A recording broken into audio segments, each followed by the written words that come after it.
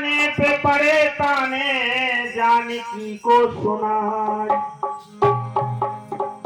जैसे ही घर के अंदर माने ससुराल में आई और घर के अंदर पहुंची तो कुछ नारियां ताने मार रही। ताने पे पड़े ताने जानकी को सुनाए। क्या ताने थे वो? कि ऐसा तेरे पिता ने दहेज दिया है, खाली हाथ तुमको तो भेज दिया है। तेरे पिता ने कुछ नहीं दहेज दिया।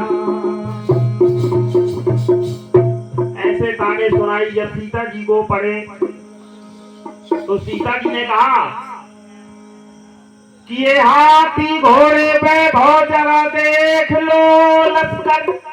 मेरे पिता ने हाथी घोड़े वैभव लश्कर सब कुछ दिया। आज का पिता ये सब कुछ नहीं दे सकता है।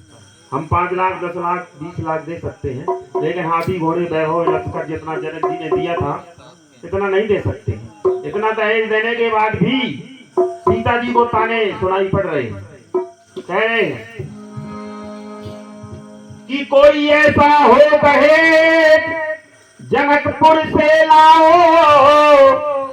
जो मिला ना हो आज तक वो अयोध्या में देखा।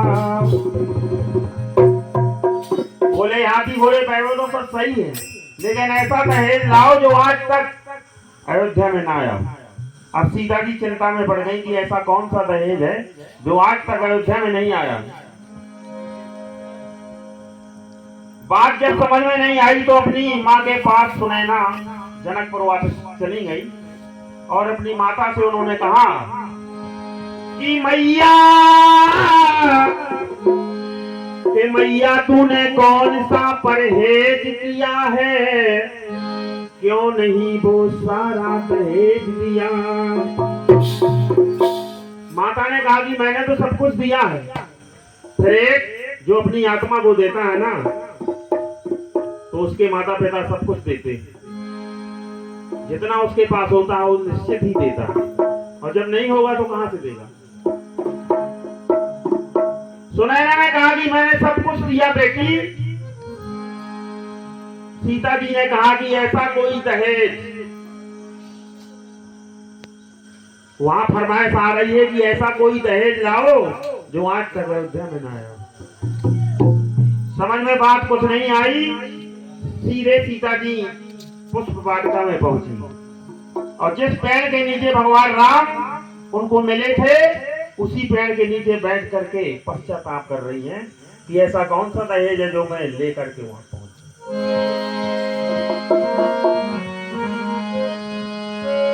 मन में बैठाया आंखों में पानी, रोने लगी राम जी।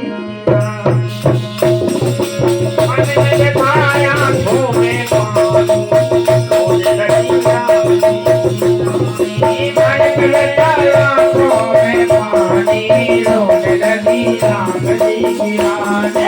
मन में बैठाया आंखों में पानी, रोने लगी राम जी की रानी।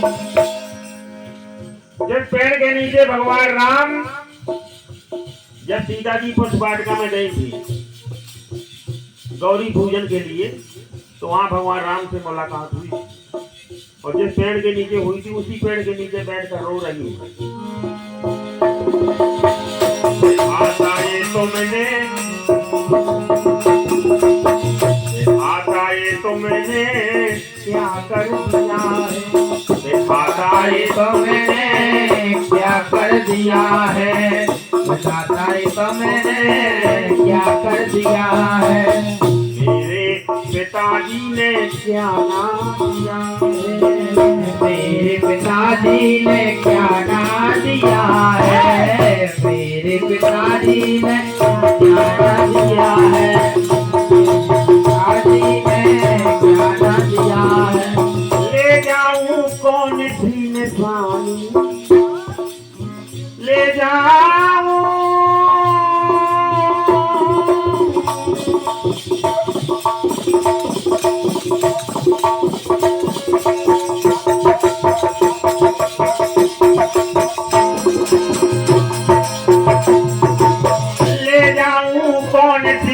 निशानी, रोने लगी राम की रानी। ले जाओ कौन सी निशानी, रोने लगी राम की रानी।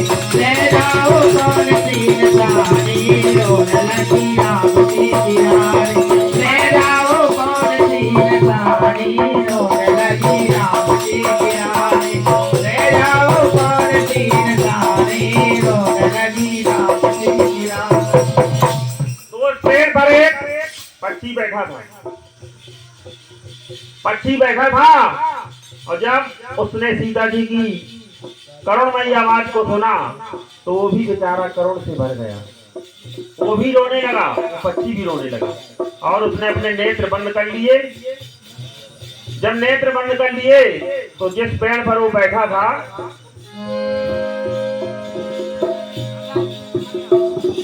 उस पेड़ पर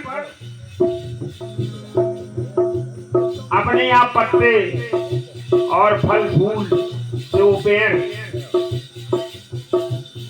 और हमारे भारवास से पधारे हैं अन्नालाल लगने बाबा जी लगते महाराज जी। हैं। जब लगने लगते हैं तो वो पक्षी सीता जी से कहता है कि सुनिए बेटी, सुनिए हृदय को जीते हाँ,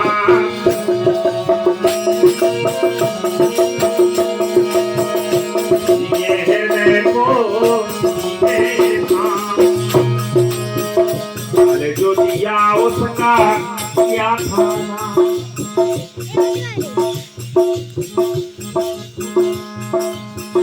फल जो दिया उसका नाम खाना, फल जो उसका क्या था नाम, फल जो दिया उसका क्या था नाम, फल जो दिया उसका क्या था नाम।